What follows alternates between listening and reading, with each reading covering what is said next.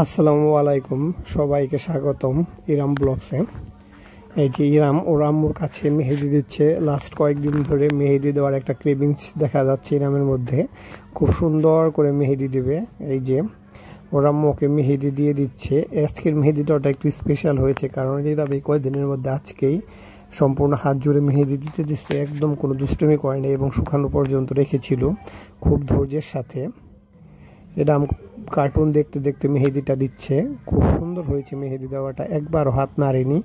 যেরকম মেহেদি দিতে দিতে এরাম শুয়ে পড়ে, এরকম একটা অবস্থা। অনেক ধৈর্য ধরে মেহেদিটা দিয়েছে এরাম। এই যে একদম শুরু থেকে এরামের আম্মু সুন্দর করে ডিজাইন করে প্রায় 10-15 মিনিট ভরে মেহেদিটা দিয়েছে, এবং এরপরেও আধা ঘন্টার মতো এরাম হাতেই রেখেছিল। এরামের আম্মু এক হাত ধরে আর এক হাত দিয়ে মেহেদি দিয়েছে, এক হাত দিয়ে এরাম ফোনটা অপারেট করেছে খুব সুন্দর করে। ইরাম আজকে ওর নানুর বাড়ি যাবে, এই জন্য এই মেহেদিটা দিচ্ছে খুব সুন্দর করে। ইরামের নানা কাল দীর্ঘ 6 বছর প্রবাস থেকে এসেছে। ইরামের নানা ফ্রান্সে ছিল, উনি অবৈধভাবে গিয়েছিলেন, কিন্তু এখন বৈধ হয়েছেন এবং ওনার কাগজপত্র হয়েছে। এর জন্য উনি ছুটিতে এসছেন ওর নানার সাথে দেখা করার জন্য। ইরামের এই প্রস্তুতি খুব সুন্দর করে ইরাম মেহেদি দিচ্ছে। ইরামের আম্মু ওকে মেহেদি দিয়ে সাজিয়ে দিচ্ছে। এরাম কোনো রকম কান্নাকাটি বা দুষ্টুমি কিছুই করেনি, মেহেদি দিতে দিচ্ছে খুব ভালো করে।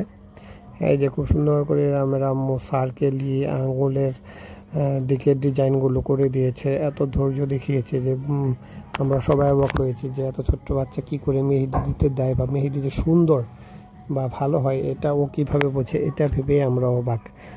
মেহেদি যে একটা আর্টিস্টিক জিনিস, এটা দিলে সুন্দর লাগে। ও সবাইকে এই মেহেদিটা দেওয়ার পর ওর নানুর বাড়িতে যে দেখিয়েছে যে ও মেহেদি দিয়েছে। যার সাথে দেখা হয় তাকে ও দেখে দেখে বলে মেহেদি মেহেদি। ও খুব পছন্দ করে মেহেদি দিয়ে। কয়েকদিন ধরে ওরা ওকে মেহেদি দিয়ে দেয়, কিন্তু মেহেদিগুলো রাখে না, হাত নেড়ে ফেলে বাই করে, শুকাতে সময় দেয় না। কিন্তু এটার ক্ষেত্রে ও অনেক ধৈর্য দেখিয়েছে, শুকানোর জন্য সময় দিয়েছে, ফলশ্রুতি মেহেদিটা অনেক সুন্দর হয়েছে।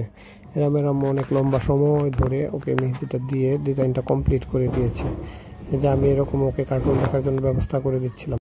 মেহেদি দেওয়া শেষ হলে ইরামকে আমরা অন্যান্যর বাড়িতে নিয়ে যাই। বিকেলে অন্যান্যর বাড়িতে যে ওর মামা, অনেকগুলো ওর আপনগুলো মামা নেই, চাস্তো মামা, ওদের সাথে ফুয়াতো মামা, ওদের সাথে ও এই যে খুব সুন্দর করে খেলতেছিল। রাফসান আতিফ ওরা ক্রিকেট খেলতেছিল। এরামও এখানে ক্রিকেট খেলবে। সে সুন্দর করে এই যে বলটা নিয়ে গেছে, ওদের ক্রিকেট খেলতে দিবে না। এরামের নানা দেশ আসা উপলক্ষে এরামের নানু বাড়িতে আজকে অনেক মানুষ। গ্রামের আম্মুর ফুপুরা, চাচাতো ভাই সবাই এসেছে এখানে বেড়াতে, ওনার সাথে দেখা করতে। এরাম এই ফাঁকে যেখানে ক্রিকেট খেলতেছিল খুব সুন্দর করে ক্রিকেট বলটা হাতে পেয়ে ও খুব খুশি হয়েছে। ও ক্রিকেট খেলবে, বল থ্রো করার চেষ্টা করতেছে, যদিও বা বল থ্রো করতে পারে না। এরপরেও সে কি খুশি, একদম ফেটে পড়েছে।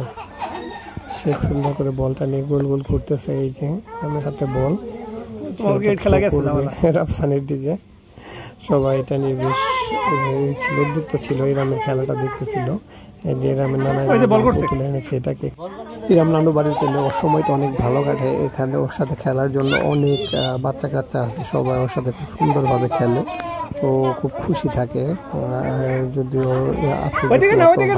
আসে তাহলে তো কথাই নেই। বিশেষ করে যারা আফসান আতিফ ইরামকে অনেক পছন্দ করে, তারা ইরামের সাথে থাকে, সারাদিন ইরামকে নিয়ে ঘুরে, খাওয়া দাওয়ার সময় খেলার সময় থাকে। এই যে ইরাম বলটা দিয়ে থ্রো করতেছে, আমার নিজে কুড়িয়ে আনতেছে, বলতেছে ওর মামাদের সাথে খেলার জন্য। ভিডিও রেকর্ড করছিলাম, এর জন্য করতে পারিনি। পরে ইরামকে বললাম যে তুমি করে সুন্দর করে বল থ্রো করলো। সবাই ইরামের জন্য দোয়া করবে। আসসালামু আলাইকুম।